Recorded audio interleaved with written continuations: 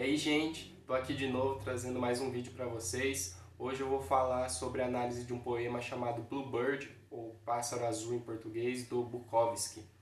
Então, Bukowski, que escreveu esse poema, pelo nome completo de Henry Charles Bukowski, foi um poeta, contista e romancista. A obra do Bukowski inicialmente foi considerada como obscena e o estilo dele totalmente coloquial, ou seja, informal. Isso acabou dando um aspecto negativo para as obras do Bukowski, principalmente porque os temas que ele mais abordavam incluíam trabalhos braçais, porres e relacionamentos baratos. Os pais do Bukowski se conheceram na Alemanha depois da Primeira Guerra Mundial, e aos 3 anos ele se mudou com os pais da Alemanha para os Estados Unidos. O pai do Bukowski era muito autoritário, muito frustrado, e acabava descontando tudo na mãe dele e no próprio Bukowski. A mãe era muito submissa e o Bukowski sofria frequentemente abusos físicos e psicológicos por conta do pai. Durante a adolescência, o Bukowski teve um problema com acne. O rosto e toda a parte superior do corpo dele era tomada por acne.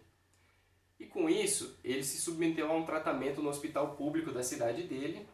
E esse tratamento ele descreve no livro Misto Quente. O livro Misto Quente é esse aqui. Ele descreve esse tratamento no livro como algo torturante e horrível. Já em relação à escola, o Bukowski também não se dava muito bem. Ele não tinha muitos amigos, na verdade ele quase não tinha amigos, e ele era quase sempre o penúltimo a ser escolhido para o time de beisebol. Sacanagem.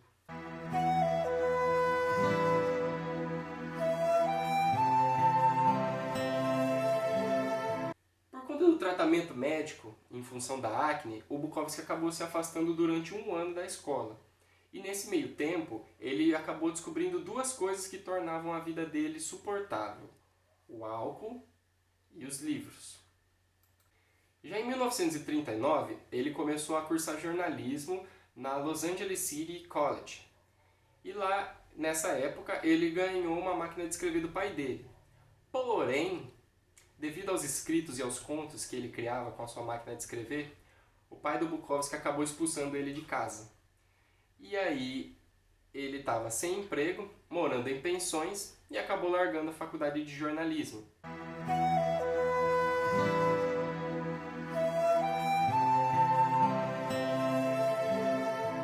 Ele acabou desenvolvendo problemas com alcoolismo e acabou trabalhando com diversas funções em algumas cidades pelos Estados Unidos. Ele assumiu cargos como faxineiro, frentista e até motorista de caminhão. Até que em 1952 ele conseguiu um emprego de carteiro. Esse emprego acabou marcando a vida do Bukowski, primeiro porque ele trabalhou bastante tempo nos Correios, e segundo porque anos mais tarde rendeu o livro Cartas na Rua. Cartas na Rua, esse livro aqui. O Bukowski enviava os trabalhos dele para várias editoras literárias pelos Estados Unidos, só que quase sempre os trabalhos eram negados. Até que uma editora, na verdade uma revista chamada Harlequin, cuja editora da revista chamava Barbara Fry, reconheceu Bukowski e achou que ele era um gênio.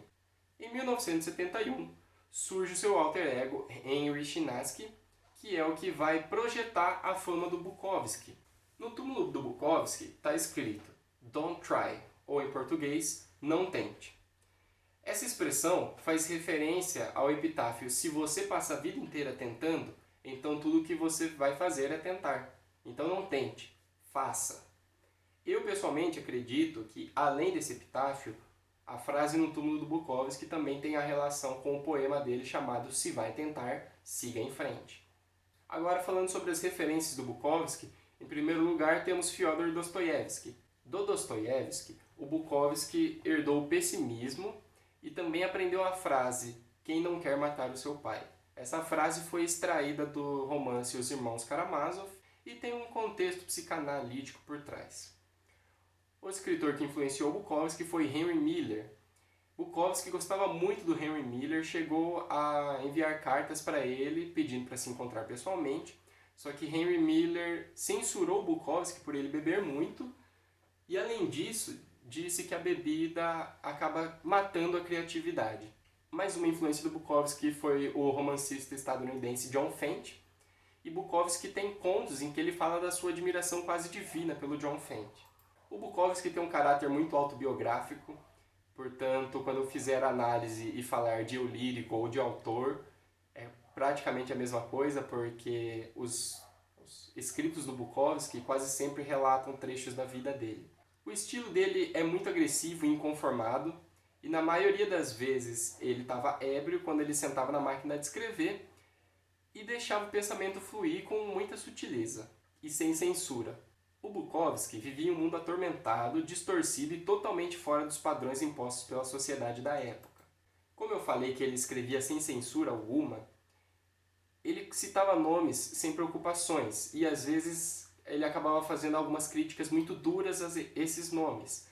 Alguns dos sentimentos que o Bukowski se inspira para escrever são repulsa, nojo, ódio, amor, paixão e melancolia. O Bukowski também está, surpreendentemente, em algumas músicas e letras de muitas bandas. Eu vou deixar aqui no canto também quais são essas músicas e quais são essas bandas. Bom, agora vamos para a análise do nosso poema, então. Mas antes de eu começar a ler o poema, eu queria falar sobre uma animação que é baseada nesse poema.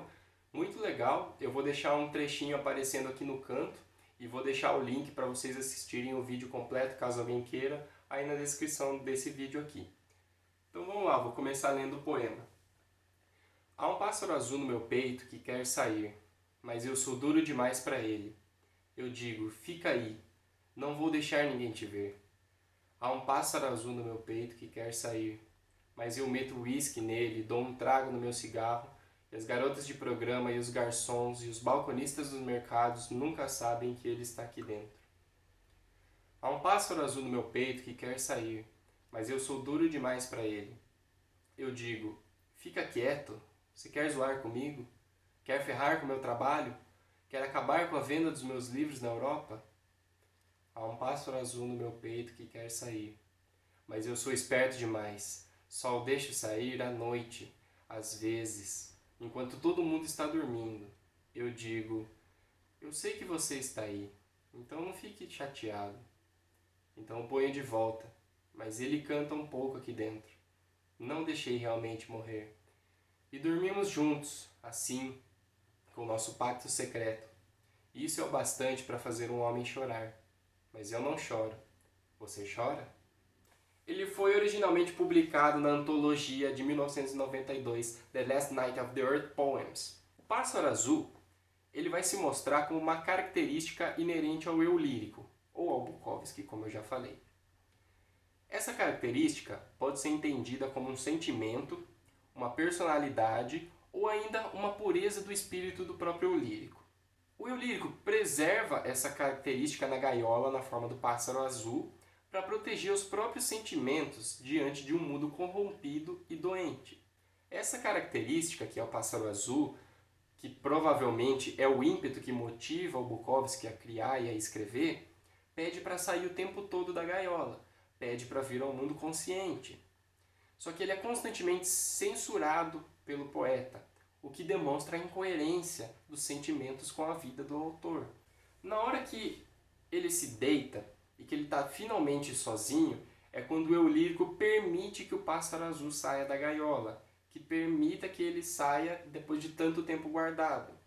Assim, parece que o poeta pode se recompor um pouco para suportar a dor e o sofrimento que vão vir no dia seguinte e que sempre existem no dia seguinte. Uma parte que eu gostaria de destacar do poema é quando ele fala sobre o whisky e o cigarro. O whisky e cigarro, ou seja, o álcool e o cigarro, são marcas do Bukowski. E novamente vai realçar a incoerência do sentimento com a vida que o autor leva. Além disso, representa também uma forma de escapismo para que as figuras da vida do Bukowski, como os garçons, os atendentes de bares e as garotas de programa, não vejam a tristeza do menino que um dia o velho safado foi. Velho safado é como o Bukowski foi conhecido mundialmente. É um apelido que deram carinhosamente para ele. E não foi a personalidade pássaro azul, não foi essa personalidade sentimental que ganhou o público do Bukowski. Pelo contrário, foi a imagem de durão, do cara que bebe, do cara que fuma, do cara que não se importa, de insensível. Então, se ele deixar essa personalidade do pássaro azul, se ele deixar esse lado sentimental, essa personalidade dele aflorar e vir à tona, ele tem medo do que pode acontecer. É o que a gente pode ver na parte "Você quer estragar a minha venda de livros na Europa?", porque provavelmente o público dele não iria consumir esse outro tipo de personalidade dele. E aí fica o questionamento para a gente imaginar a miséria de conviver todos os dias com uma característica sua que você tem que oprimir o tempo todo.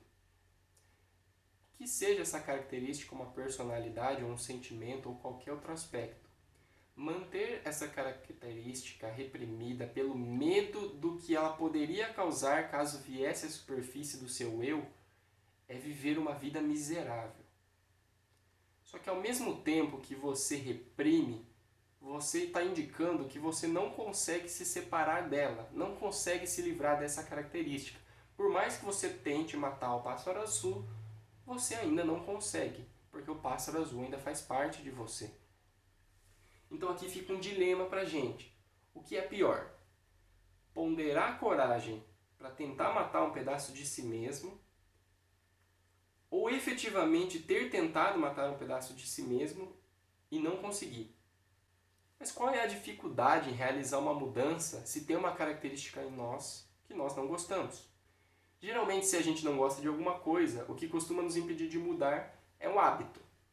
É a repetição de um padrão e é o conforto em ter algo que a gente já sabe que funciona. Então, no caso do Bukowski, se ele quisesse realmente mudar, uma simples mudança de hábito poderia resolver o problema dele. Mas a gente percebe que não é algo tão simples assim. A gente percebe que o eu lírico acaba optando por uma vida de contradição, sobrevivendo de migalhas e de sentimentos com uma frustração, ao invés de ter uma vida nova.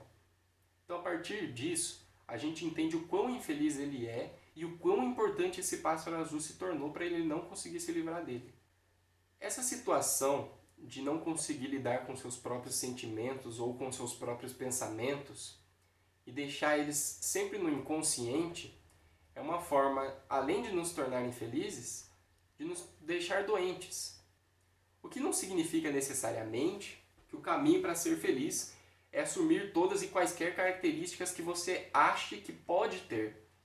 Se você não se conhece direito, assumir algo que você pensa te pertencer pode ser perigoso. E embora seja clichê, o conhece-te a ti mesmo revela uma racionalidade fundamental para que a gente possa evitar cair em armadilhas que a gente mesmo cria.